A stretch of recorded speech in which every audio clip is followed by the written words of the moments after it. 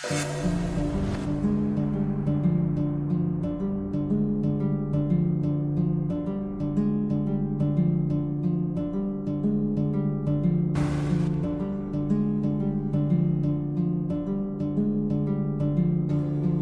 huling beses na nakausap si Sylvia Jasmine Armendariz ng kanyang ina ay noong August 14, 2019, noong sinabi niya sa kanya na kakatapos lang niya magpa-pedicure sabay send ng picture ng kanyang paa na may kulay pink na mga nail polish ang kanyang mga daliri.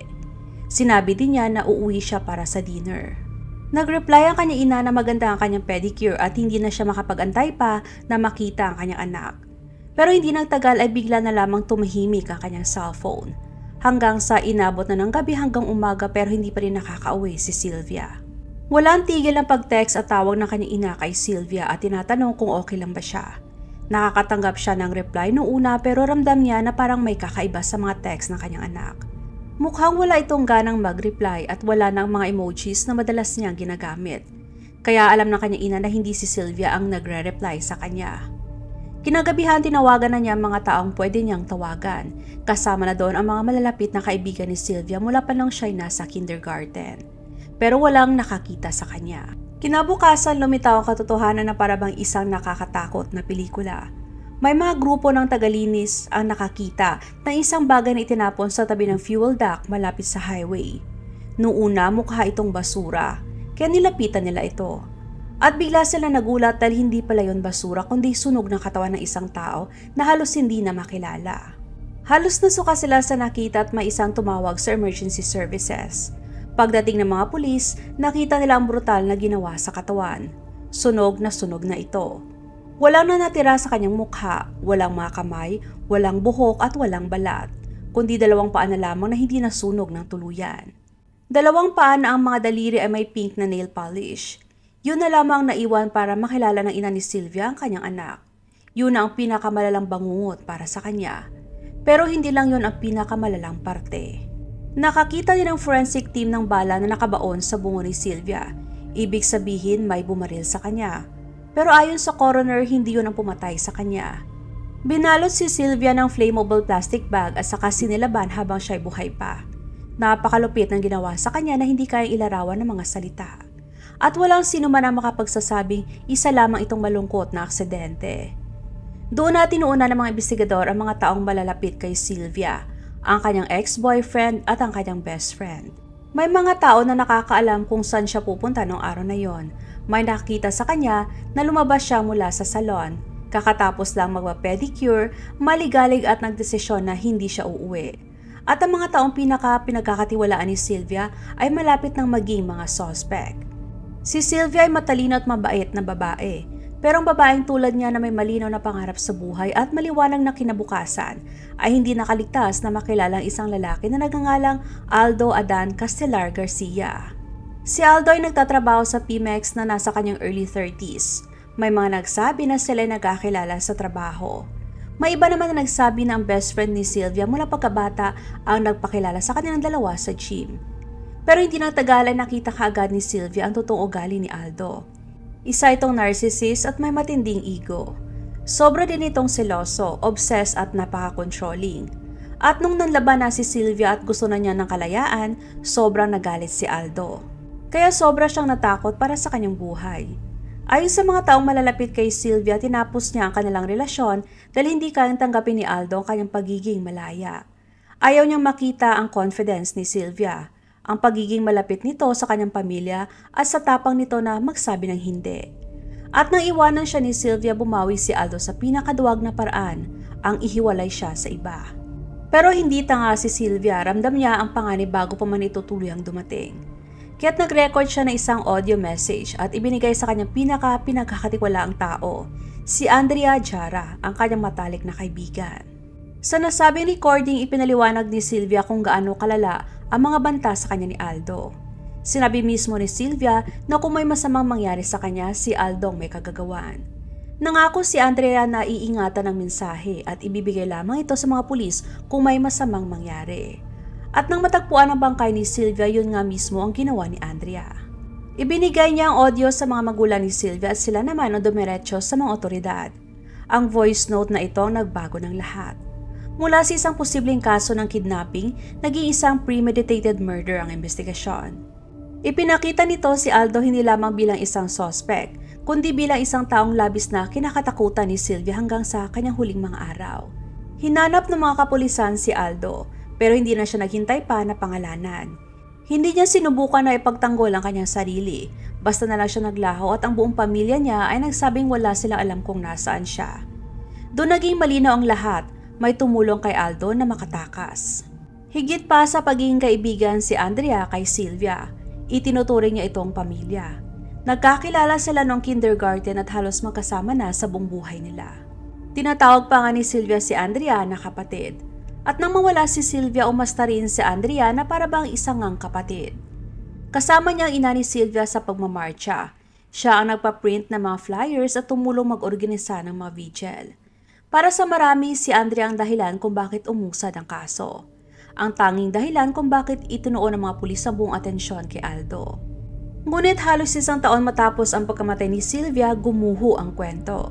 Noong December 3, 2020, inaresto si Andrea at kinasuhan sa pakikipagbahagi sa pagplano ng pagpaslang kay Sylvia. Hindi lamang ito basta nakakagulat, isa itong matinding pagtataksil na kasing sakit ng mismong krimen. Ayon sa mga piskal, hindi lamang inosenteng nakamasid si Andrea.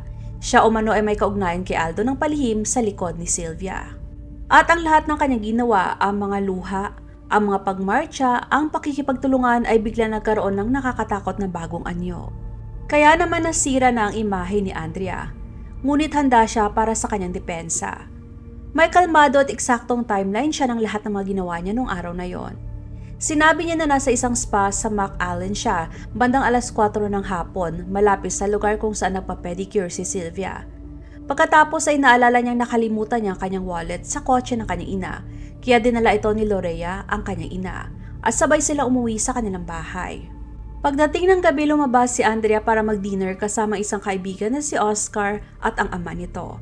Bandang alas 11 ng gabi, ibinalik siya sa kanyang bahay. Walang kahina-hinalang nangyari, di ba? Ngunit ang kanyang cellphone ay nagpapakita na siya'y nasa lugar ng krimen.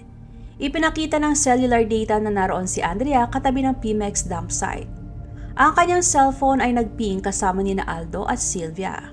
Tatlong magkakasama sa parehong lokasyon na naganap ang pagpatay at nanatili ang kanyang device sa lugar ng nasunog ng ilang oras. Sa madaling salita, hindi lang siya dumaan, siya ay tumagal. O ang mas masahol pa, maaring siya ay posibleng nakibahagi rin sa krimen. Pagkatapos ay dumating ang mga saksi. Isang saksi ay nagsabing palihim na nagde-date sina Aldo at Andrea. Kung totoo man yon, parang itinapon na ni Andrea ang isang panghabang buhay na pagkakapatid para sa isang possessive at narcissist na lalaki. Pero ayon sa source, hindi pa kumpirmado ang isyong ito. Ayon sa pangalawang saksi, nakita nila si Sylvia na pinilit na pumasok sa kotse ng isang lalaki at naroon mismo si Andrea.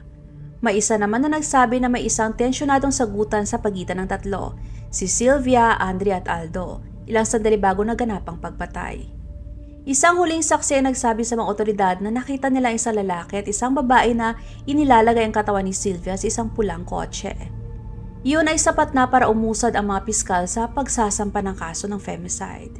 At dumating na ang oras para sa matinding dagok sa kredibilidad ni Andrea.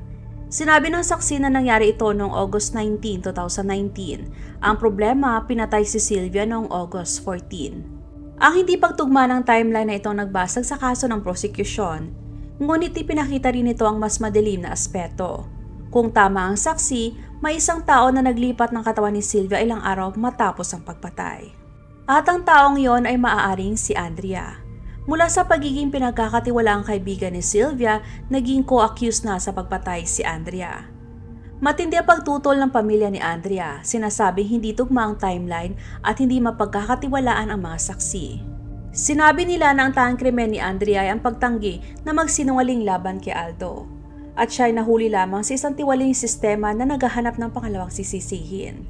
Ngunit para sa pamilya ni Sylvia, sapat na yon. Nang nakulong si Andrea sa kasong femicide, ang pagkagulat ay hindi nagmula sa hatol kundi sa oras o timing nito. Naghintay ang pamilya ni Sylvia ng mahigit 1 taon para sa katarungan. Pagkatapos maaresto si Andrea, sinampahan ng kaso at mahatulan ng 70 years na pagkakakulong bago pa man nakakita ng paglilitis ang lalaking inakala ng lahat na siyang humugot ng gatilyo. Tensyonado ang loob ng courtroom. Si Andrea ay nagpapakita ng kakaunting emosyon. Ang kanyang pamilya sa kabilang banda ay umiiyak sa buong paglilitis. At isang bagay ang malinaw na ipinahayag ng hukom. Ang ebidensya, lalo na ang triangulated phone data at ang mga pahayag ng saksi ay napakalakas.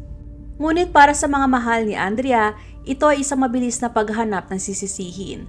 Ang kanyang mga magulang, lalo na kanyang ina na si Lorea, ay sinabi na nabigo ang estado sa tamang pag-iimbisiga sa totoong pumatay. Sa halip na pinurusahan si Andrea dahil sa tumanggi siyang magsinungaling, ayon sa kanila, pinilit ng mga piskal si Andrea na sabihin si Aldo ang pumatay kay Sylvia. At nang tumanggi siya na iginiit na hindi niya nakita ang krimen at sa makatuwid ay hindi makapagsaksi rito, siya naging sunod na target. Ipinunto ng kanyang mga abogado ang mga anomalya mula pa noong unang araw. Sinabi nila na tinanggal ng hukom ang mga bagong geolocation records na nagpapakita ni si Andrea ay kumakain sa kabilang dulo ng bayan.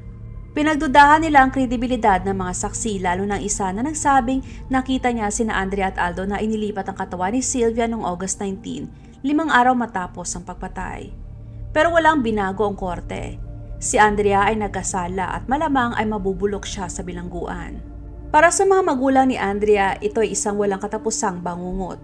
At para naman sa mga magulang ni Sylvia, ito ay isang sugat na hindi na kailanman maghihilom. Dahil kahit na nakulong na si Andrea, nanatiling malaya pa rin si Aldo. Kaya ang tanong ng marami, nasaan si Aldo? Ayon sa ulat, hindi siya basta naglaho na lamang. Dine-activate din niya ang lahat ng kanyang social media. Hanggang sa nakatanggap ng isang tawag ang mga pulis tungkol sa isang lalaki na lasing na nanggugulo. Ito ay nangyari noong July 14, 2020. Isang lalaki ang iniulat na sumisigaw at lasing. Nang sinubukan siyang arestuhin ng mga pulis, humugot siya ng kutsilyo at sinubukang tumakas. Dali-dali siyang dinala sa presinto at nang ipinasok ang kanyang pangalan sa system, nagulat ang mga pulis. Siya pala ay si Aldo. Tahimik siyang namuhay sa isang simpleng bahay. Nagtatago hanggang sa nakagawa nga siya ng isang bagay na siya naging dahilan ng kanyang pagkahuli. Ayon sa mga pulis, sinabi ni Aldo sa kanila na hindi umano niya kilala si Sylvia.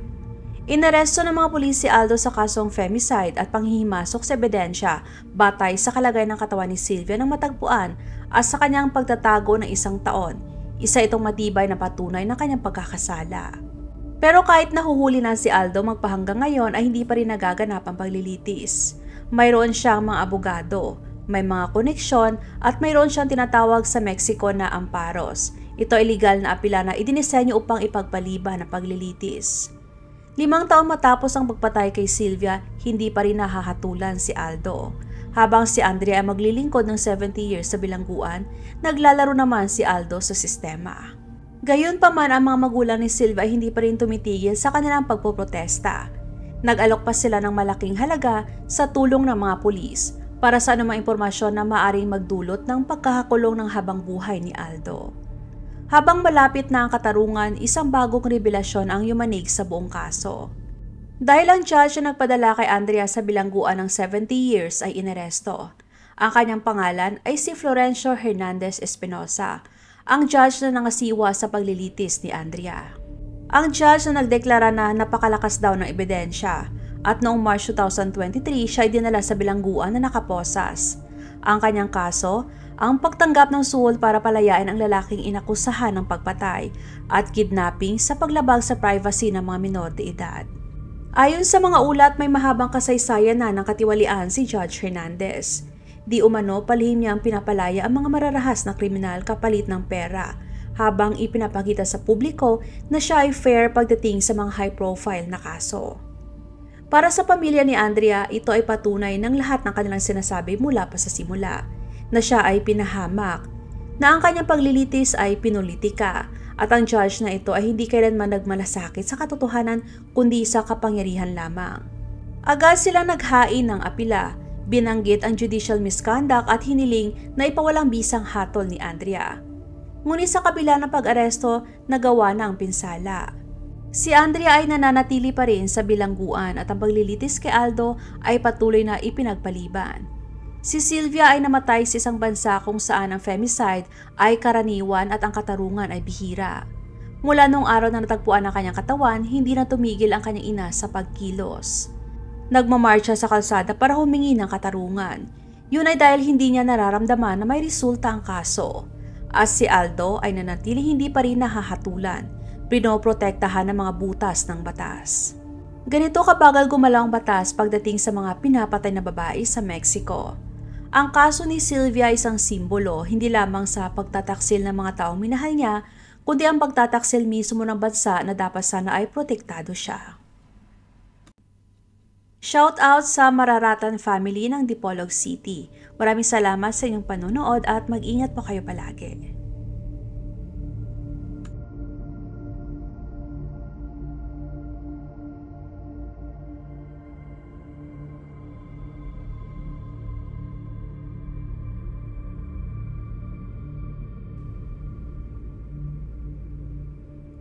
Huwag magatubiling ibahagi inyong mga saloobin at komento. And please huwag kalimutang mag-like and subscribe sa aking channel kung hindi mo pa nagagawa. Magkita-kita tayo ulit sa aking susunod na video. Maraming salamat!